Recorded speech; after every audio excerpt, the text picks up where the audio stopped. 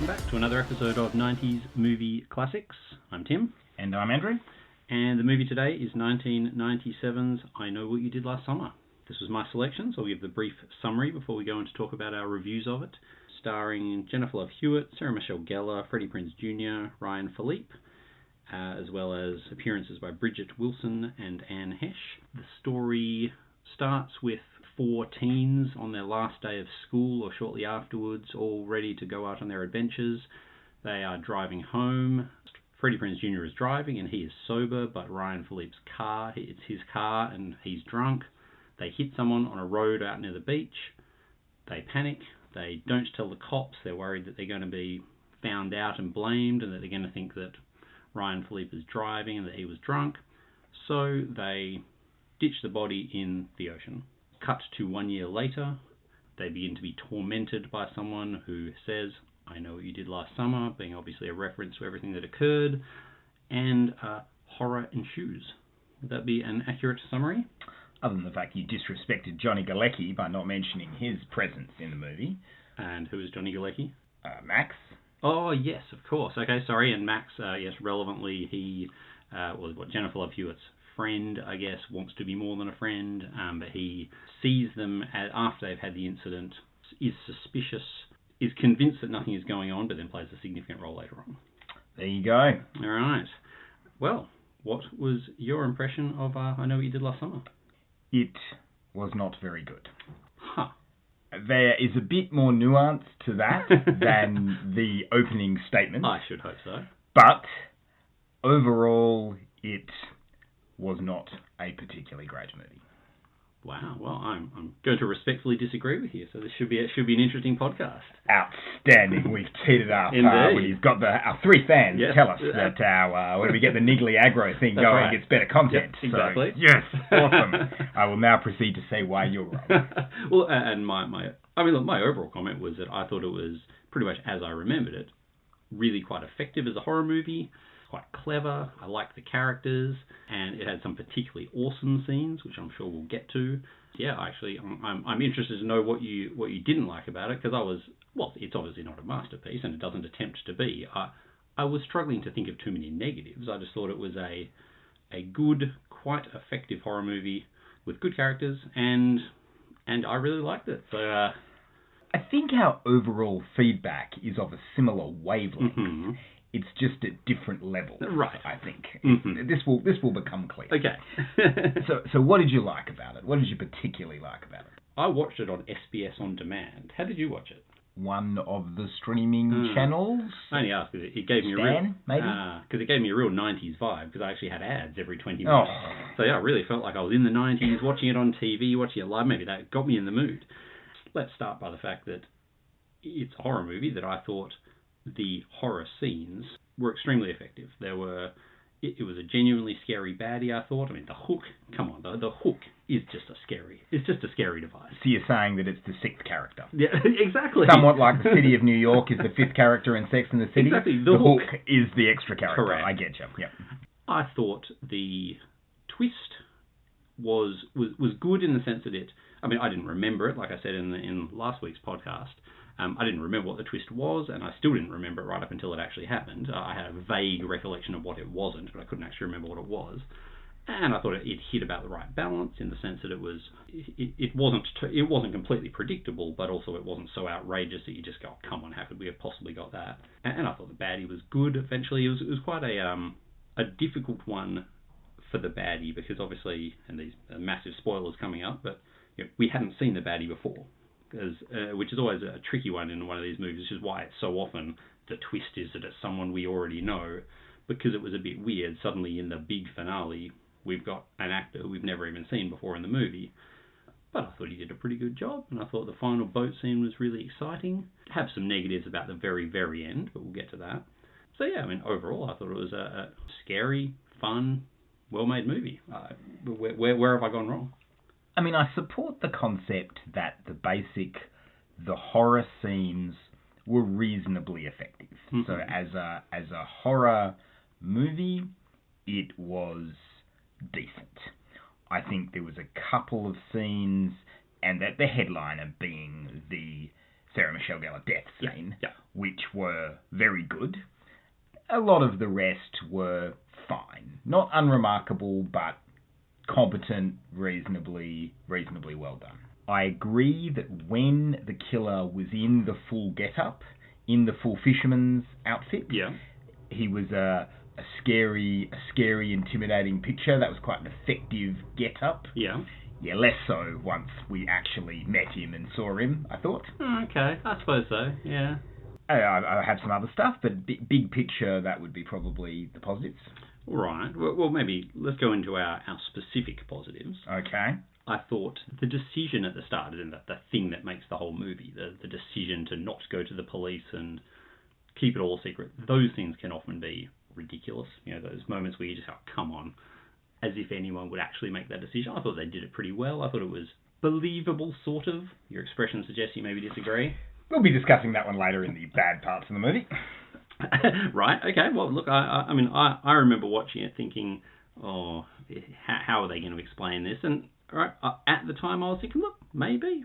Obviously, I'm a law-abiding citizen, so of course I would go straight to my local constabulary and announce what had happened. But look, and then when you didn't find the constabulary because you're not in 1950, and also possibly because that's not a word. Constabulary, I think might be the word. That's what I'm going for. You'd go, well, sash the body. I tried. Exactly. I thought that whole scene was good. The fact that he opened his eyes on the dock, and then the jumping in to get the crown off him, and opening the eyes underwater. I thought that was all pretty scary. I mean, I thought the first death, which was of Max in the freezer, I thought that was really good. You didn't not that excited? Didn't really do it for me. Oh, okay, all right. Anne Heche, come on, can I have some love for Anne Heche? Yes, you can. Okay. Anne Heche, a class above. And we'll come to the relativity of that statement later, but I thought genuinely awesome 10-minute cameo. Yeah. Like, absolutely awesome. I went star material. For our second round on our podcast series, you may like to refer to Volcano. Yeah, well, I was going to say, what a 1-2 punch. Volcano, and I Know What You Did Last Summer. Featured strongly in 90s classics. Yes. And you can understand why she went on to Volcano after her performance in I Know What You Did Last Summer. Thought she was a champ. Yeah. Yeah, and again, it was one of those good characters who kooky and kind of weird without dropping into caricature. And also providing a good red herring. You know, she's so obviously set up there to potentially be the baddie, and then of course, but was appropriately not, as in the sense that the plot moved on without her being the baddie in quite a clever way, I thought. Well, I mean, we've already spoken about it, but the death of Sarah Michelle Gellar was just exceptional, I thought, and particularly, obviously, I knew it was coming this time, but because keep in mind, by that point of the movie, the only people who had died had been the kind of the unlikable characters. Yep. You know, your Max, your Ryan Phillipe, and your Bridgette Wilson. And I just remember just not even crossing my mind that they'd get her. Like, it didn't even occur to me. And then, of course, it was such a long scene and so many near escapes. And, I remember being devastated. And to me, that was the moment that it went from being just an okay movie to be oh, wow, this is something special. It's an interesting analogy. You talk about it, and I remember now, I thought the same thing when I first watched it. Yep. Unfortunately, now robbed of the suspense of not knowing it would happen, yep. I thought that was a very good scene. It's my favourite scene in the movie, but it didn't walk out of the cinema with an ooh and an ah, because it's taken me 28 years to come to terms with the fact that SMG died. But I have adapted. So it was very good, best scene in the movie, but couldn't move the needle enough. Okay, interesting. All right. Came at the end though of a couple of the other good little moments. The bad guy hiding in the mannequin with the plastic over the top of him. Yeah. That was a cool scene. Bridgette Wilson-Sampras being walked on the hook after she's been slaughtered. Death. Yep. Good death. Yep. Good death. So that was its strongest kind of 15-minute section. I agree with that. I did think it was funny. I thought, again, a really good scene was when the baddie crept into Sarah Michelle Gellar's house, and you knew he was there the whole time, and she goes to bed, and you go, oh my god, what's going to happen? And then she wakes up, and he's sort of hacked at her hair and written, which I thought it was quite scary. Again, your expression is telling me you disagree, but I did think it was funny that he hacks at her hair, and then when you actually, she's wearing a hat in the next scene, but when you actually see her hair in the pageant, it's beautiful. Oh, completely. Yeah, so basically he just gave her a free haircut. Yeah, basically. Like, you've done a wonderful job. Decent guy, really. I'd rather have known it was happening. But, so yeah, you got rid of some of the split ends. I like it. I'm starting to run out of good bits. I will acknowledge that all four leads are spectacularly attractive. Yes. So they do define and epitomise their era. So it is, it's really owning it in one place in time. I'd kind of forgotten that they had such conflict between them. I really didn't remember their characters particularly well. I thought it was quite a nice little mix. I may be over egging this, but I thought the fact that Freddie Prinze Jr. realised he had gone off to uni but had come back and was working in the fishing business. I thought it was kind of neat that no one judged that as being a bad thing. In these movies, it's almost the notion of staying in your small town and working a manual job is considered as good as death kind of thing. And didn't they judge SMG for that? Because she'd gone to New York to be a serious actress and it hadn't worked out and she was back working for her sister. She was judged. I didn't comment about SMG. I commented about Freddie Prinze. I think he was also judged, wasn't he? I mean, Ryan Phillipe did, but he was a jerk. He was the rich jerk. Okay, only judged by the rich jerk. But I think he himself was not embarrassed by it, and I don't think Jennifer Love Hewitt, who was his girlfriend in the movie, it got very confusing because, of course, then Sarah Michelle Gellar got with him, Freddie Prinze in real life, and I kept getting confused by that. But I thought that was neat. Well, I'm fresh out of good bits. All right, well, let's get on to the negatives. What have you got? I assume your list is long. I think the two most painful. Oh my God, it took a long while to get going. I thought the first 35 minutes were walking through treacle. It was non-funny, it was non-scary, it was non-interesting. But that included the whole car crash scene. Didn't rate it at all. I thought, this is pulling teeth. Wow. Just because I knew that it would get somewhere, but the action was going to be next year. I just found it slow, just stereotypes turned up to the max. I found that hard work. It starts very underwhelming. Interesting. I mean, I thought the very, very, very first minute was a bit excruciating with the whole Miss Southport competition. And look, to be fair, I mean, it was bad, and I was thinking, this feels very dated, especially when the very first comment was Freddie Prinze Jr. making a gag about Sarah Michelle Gellar's boobs, and you're like, but having said that, I mean, I don't know if they probably still have Miss Southport competitions in the US. I mean, I'm not sure that was really a thing in Australia even back then. But yeah, okay, well, interesting. I didn't find it that way, but I respect your view even when it's wrong. And the second one, we've got to embrace the fact that Jennifer Love Hewitt and Freddie Prinze Jr. are awful performers and were hard to watch. They were so bad.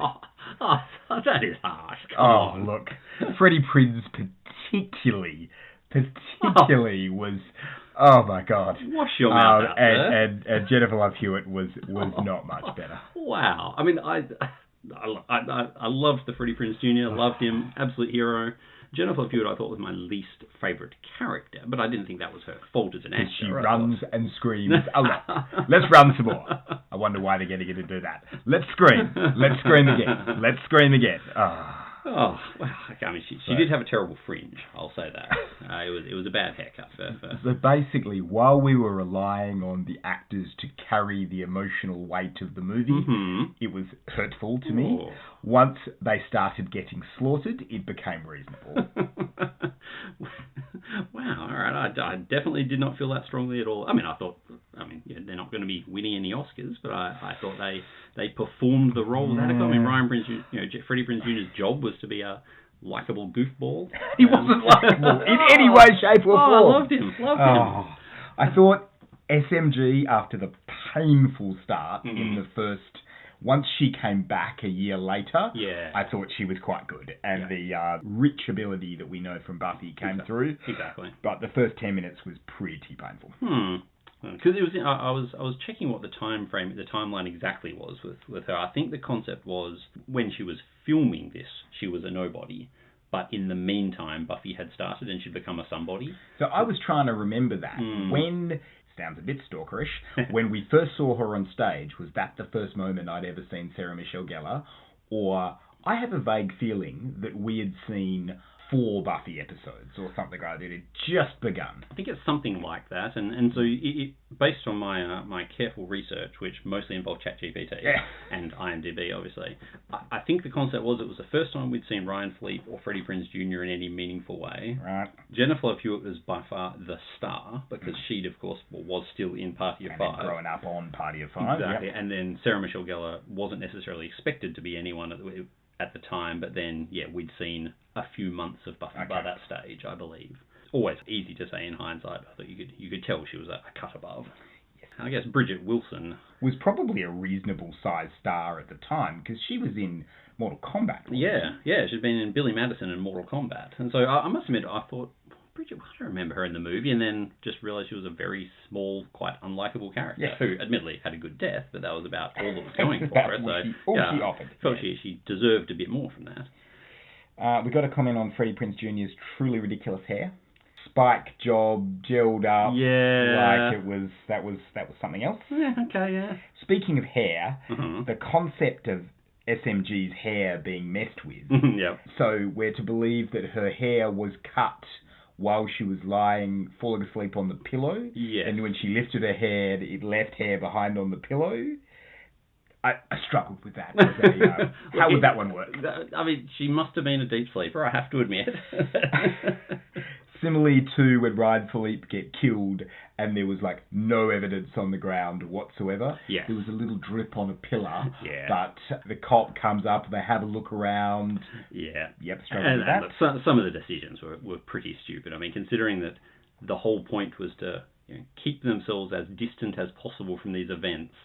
Ryan Phillipe goes and bashes Max up with an discernible reason. Exactly, and then going and harassing Anne Heche repeatedly and specifically asking about the person who died on that very night that you're trying to distance yourself from. And you have to admire the 1997 internet search that they did. I saw the computer. That's classic. Yeah. I have no idea. Just the type in a name and suddenly there's all these Microsoft windows of just the newspaper articles. Pretty sure that's not how it worked back then. The crabs in the car, liked the crabs in the car. Yeah. How he somehow managed to clean up the entire crabs and dead body in about a minute and a half. Yes.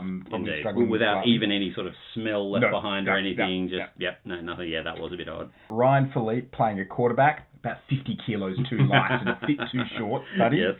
I can't recall the last party I went to where one person got completely smashed on a bottle of Jim Beam and everyone else was stone cold sober. Yes. Don't recall that particularly much from my maybe I just didn't hang out with enough alcoholic friends, but I don't recall that. It didn't strike me at the time, but you're right, that is a bit weird. Yep. The moment where Ryan Phillipe inferred that his source in that knowing that he loved Jennifer Love Hewitt was his heart. That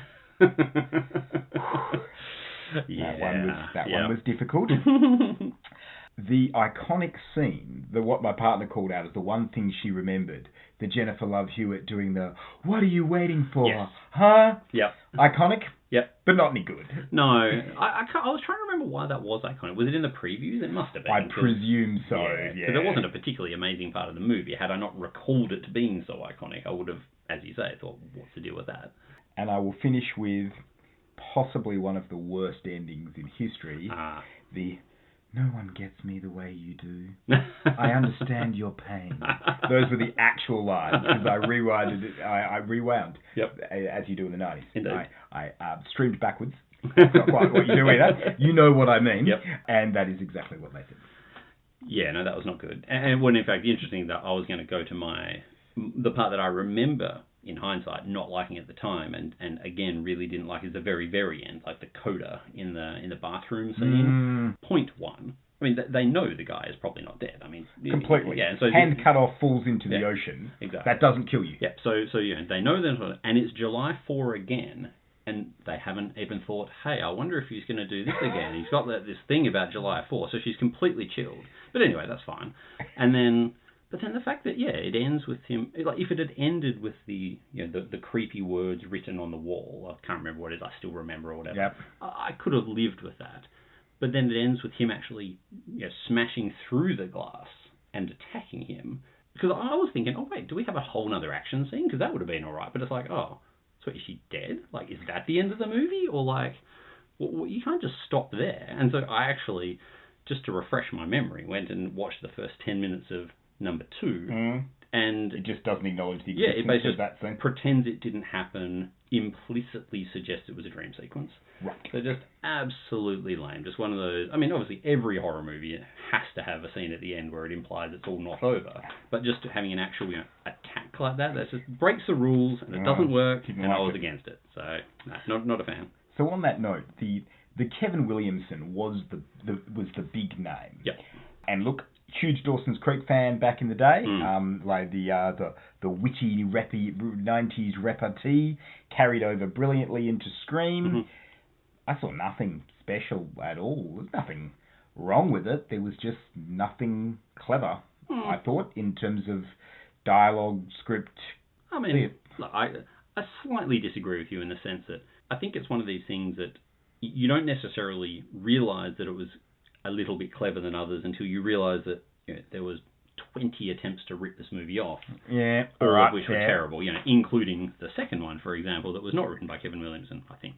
And so I think it's a bit cleverer than you perhaps give me credit for, again, as it proved by the lameness of everything that followed. He had a real run there, because he had, The Faculty in 1998, and then Dawson's Creek as well. Which was only so-so, but anyway, yes.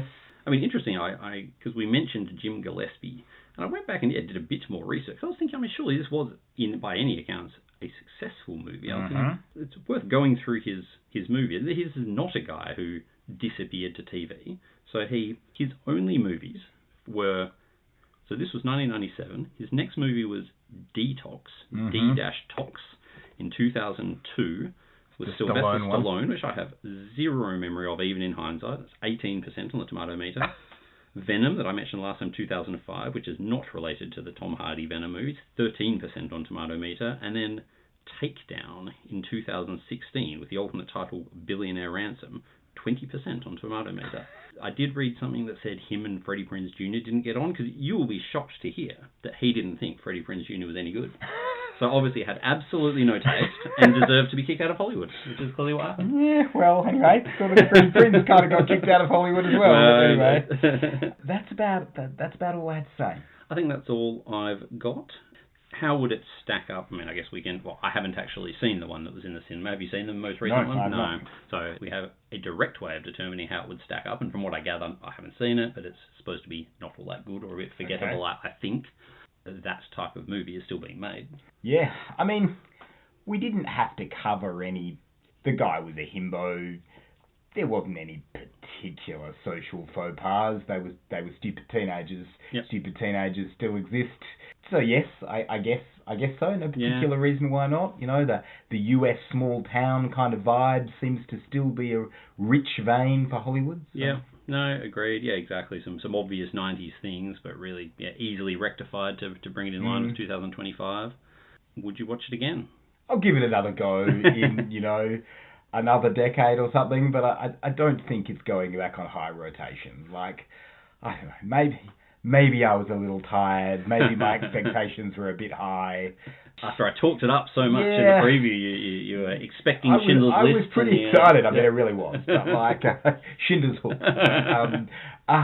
Yes, but not in any great, Whereas I've rewatched Scream on and off 3, 4, 5 times over the last 20 years.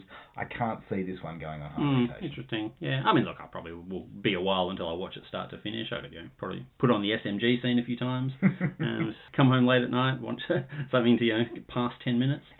Oh, look, I thought it was good. Not the sort of movie that's going to be on my regular rotation, but all right. Anything else to say about I Know What You Did Last Summer? I mean, it has filled me with curiosity to watch the remake. Agreed. So I will watch the remake, and I guess I'll watch it with more richness now, because presumably there'll be some hat tips to the original. Let's find out. Yeah, agreed. All right. What have we got coming next? Bit of a change of direction. Okay. I want to ask you, how's your intensity? Because we'll be watching 1999's Any Given Sunday. Oh, exciting. So, 1999, actually released in 2000, but the year on IMDb says 1999. Okay, you'll get away with it. Quite the cast. Al Pacino, Cameron Diaz, Dennis Quaid, Jamie Foxx, James Woods, LL Cool J, Matthew Modine, Elizabeth Berkley, Lauren Holly, Anne Margaret, Aaron Eckhart. Wow. So half of Hollywood. Mm-hmm. Oliver Stone, Yep. Obviously. We can discuss Oliver Stone. There's stuff there. But some of the stars, like, on a hot streak as well. Like Al Pacino, the 80s were slow for Al, but then the 90s, he's coming off, like, The Insider, The Devil's Advocate, Yep. Scent of a Woman was not that long ago. Like, he's a big star. Yep. While Cameron Diaz, like, is there a hotter streak going around than Something About Mary and a couple of others? Yep. So, really big stars. Mm-hmm. I remember that it exceeded my expectations when I watched it, even though I'll come to some Oliver Stone issues, and that was before I understood the NFL at all. I am now enough of an NFL fan to understand the game and the rules approximately. I didn't know a thing back then, so the sports element didn't really land. It's quite a long one. We've been talking about the wonders of the short movie. Yeah. This is 2 hours and 42 minutes. Oof, okay. So we're going to have to lean into it. It looks like a decent success. $100 million take on a $55 million budget. So not a world beater, but a decent success. What are your memories? So I'm pretty sure I saw it in the movies, possibly with you. I don't really remember. Similarly, I knew nothing about NFL at all at the time. And so, yeah, super pumped. I've been wanting to rewatch it now that I'm at least vaguely aware of NFL and at least understand the rules. Because from what I gather, the big speech from Pacino has become a really famous thing. I think even maybe, I might be making this up, but teams play it in the change room sort of thing. I think it's become absolutely iconic. So yeah, it's absolutely been on my list of things to rewatch. I remember almost literally nothing about it. So other than what I've picked up from commentary about it since, I really don't remember it at all, but I'm super pumped to watch it. So I remember Cameron Diaz light bulb moment. Oh my goodness, she's really good. She was awesome in it, coming off, a relatively light movie selection. James Woods is James Woods. Absolutely epic. Yep. The concerns are, I essentially despise Jamie Foxx. Yeah, agreed. I essentially have for 25 years. Yep. And I think this was like his first movie, and more or less. And so you kind of gave him a chance. How will I, because I've heard him interviewed and he's a tool. How's that going to go? And Oliver Stone, look, he can be hit or miss with Oliver Stone. Like, I would put Platoon in my top 20 movies all time, but some of his movies I've just had no interest in. There's been heavy navel gazing, so we'll see. Yeah, I'm trying to think how many Oliver Stone movies I've actually seen. JFK, Born on the 4th of July. I haven't seen JFK. Natural Born Killers. See, and I did watch Natural Born and hated it. Yep, there you go. Appalling. So my concern is that this may be like toxic masculinity. This movie. It will be. The question will be, do they lionize the toxic masculinity, or do they cast it in the light of, you got to get over that shit if you're going to be, successful. Yeah. So we will find out. Yes. No, it was very much in Al Pacino's shouty phase. Oh, yeah, there's some shouting going on. Arguably, he's still in his shouty phase, but he was particularly, Devil's Advocate, which is much maligned in some quarters, but I think it was absolutely awesome. And so that was just before this? Yeah, so I was... in fact, I'm almost certain that would have been a large part of why I would have gone and seen it. Because otherwise, I imagine I would have sort of gone, why do I want to watch a movie involving a game that I know nothing about? But completely on a Pacino bender at the time with especially Devil's Advocate. So that may have been what dragged me out to the cinema. And they say that sports movies are tough, but I think the NFL scenes were quite, it was quite cutting edge, the way they were filmed and that sort of thing. So I expect I will enjoy them. Yeah, I'm a big Dennis Quaid fan. I can't remember quite what other than Frequency is the other one that jumps out at me from around about that era, but I can't think what I quite like him from. In Good Company he was in? Yeah, it's probably dozens of movies I've liked him in, but I remember thinking he was awesome in that. So I am quite excited, though yes, the runtime means you got to kind of lean into it, but I've been enthused about rewatching it for a while, because I've only seen it once. Almost certain, saw it once, never watched it again. Same. Really liked it, not absolutely 10 out of 10 liked it, but really liked it, but have strangely, maybe because of the runtime, maybe because it's not a light movie, it's quite involved. Yep. Yeah, never watched it since. So it will be quite literally 25 years, and I either saw it at the movies or immediately first release DVD. Can't remember which, but soon. Yeah. Bring it on. Okay, until next week.